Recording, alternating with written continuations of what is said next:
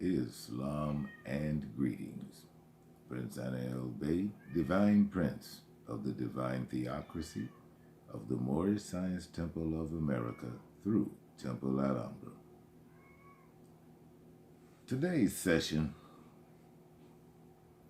I thought I would dispel some myths and oppose some outright lies and give you the truth about an aspect of United States history. I'm pretty sure that you've all pretty much learned the same nonsense from your academics. And they were supposed to miseducate you to these things. It is the way they got you in line today. What I'm going to dispel the myth of what Asiatics and even amalgamated Moors were never taught about the slave trade. First, we're going to revisit some of the stuff that you think you know is true, such as,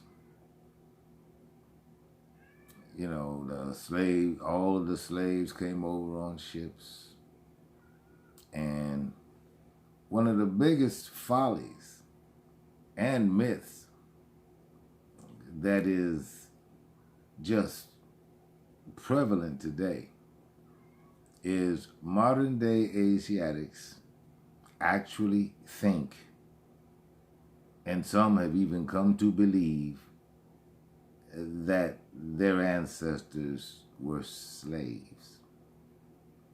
And so,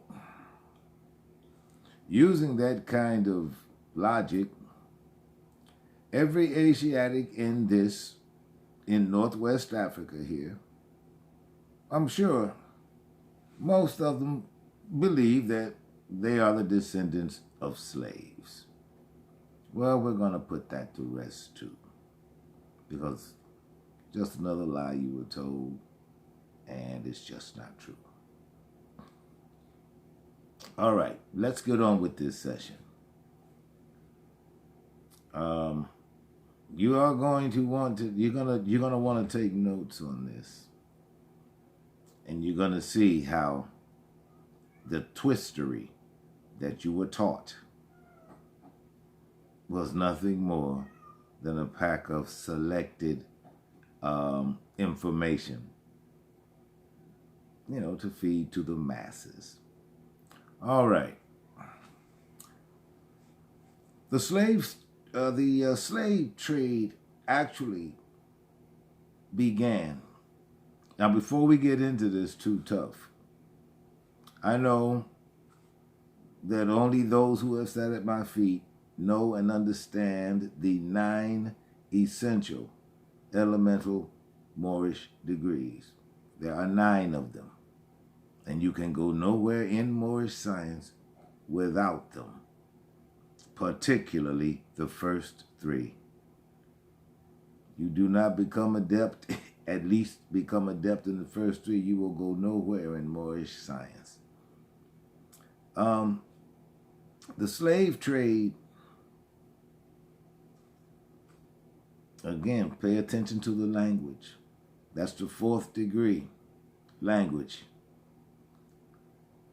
And understand, words mean what they mean.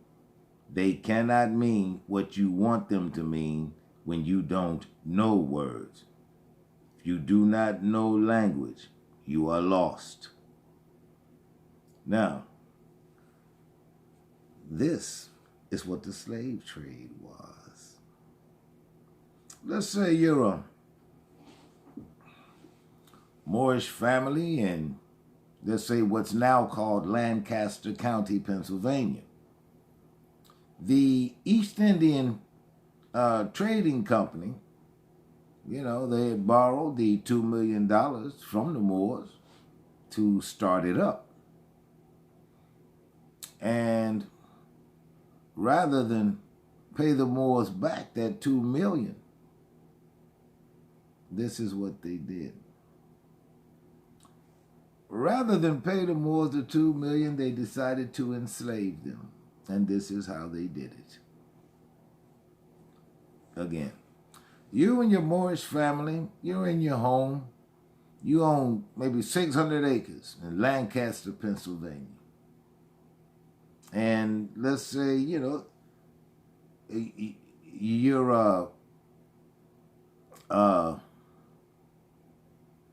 I almost had the name. But at any rate, you're one of the Moors who are just, in Lancaster County, Pennsylvania. You got 600 acres.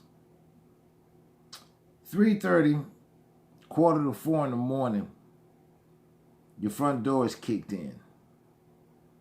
You and your family, you run downstairs in your beautiful house. And you see 3, 4 pale-skinned guys standing in your front door, and they got shotguns and rifles on you and your family. Well, next thing you know, you and your family, you are hustled outside your house at gunpoint. You are put in a wagon with nothing more than what you got. And then, when you take them sacks off your head, you down there in Vicksburg, Mississippi. And what you are told is that this pale-skinned person is your master now. Little side note here. Question.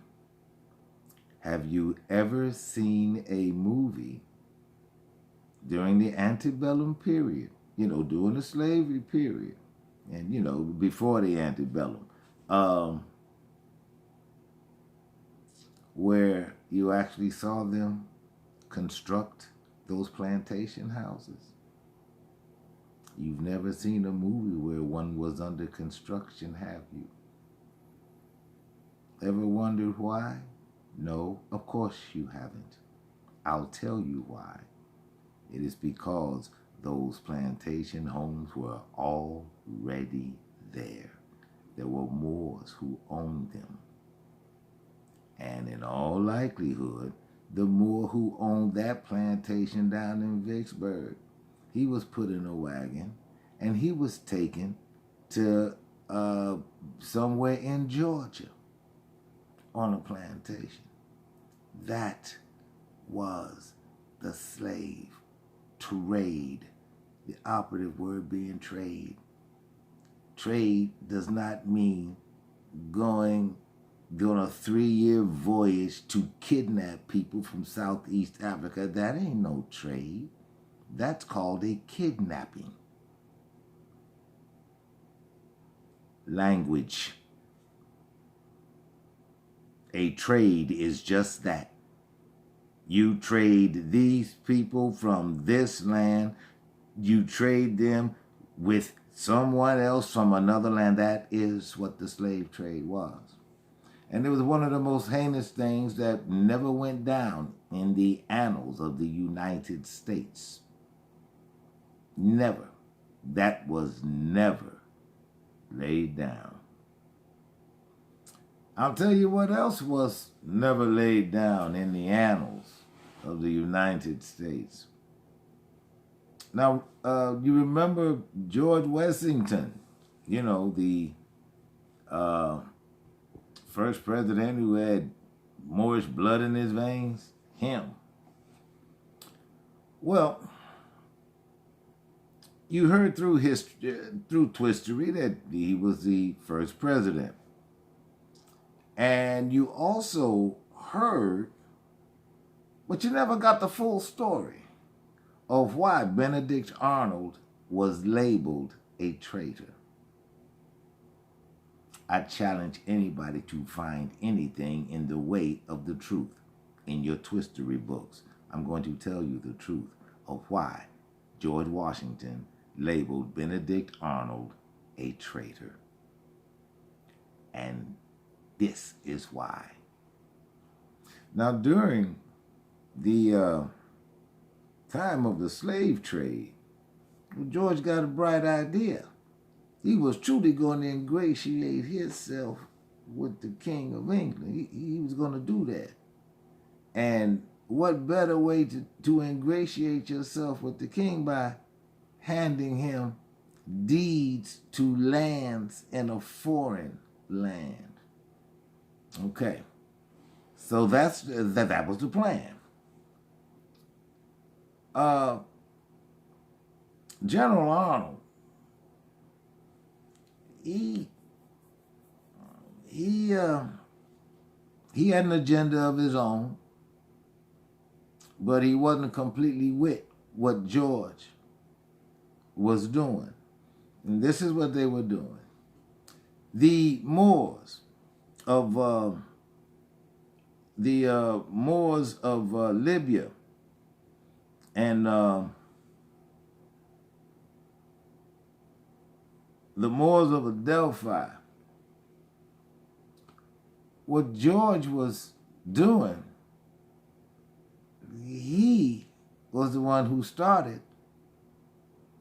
with that give up the deed or you'll find yourself on a plantation somewhere in the South. It went kind of like that. I'm paraphrasing a lot, but that was the deal. And so George Washington was collecting deeds to property. And so Benedict Arnold, he's, running up and down through Libya, collecting deeds and, murdering people and stuff. Now, they were supposed to meet so that Benedict could hand over all those deeds to George. Benedict did not make the appointment. George waited 2 days for Benedict Arnold to show up with those deeds. Well, Benedict Arnold was on his way to get on a ship to get back to England. So he could hand those deeds over and stuff. They all had their agendas, believe me. The twistery books will never tell you about the skullduggery that these men were capable of and that they engaged in. They will never tell you this. But somebody knew, and they wrote it all down. And so, when George learned, later that Benedict Arnold wasn't coming, that's when he was charged with treason because he didn't bring George those deeds. And so, well, he got caught, by the British anyway. But that's why Benedict Arnold was labeled a traitor, because he didn't, fall in line completely with George's scheme. But don't forget to like, share, subscribe, etc. I will be back with another video, and I hope you learned something. And until next time, I bid you peace.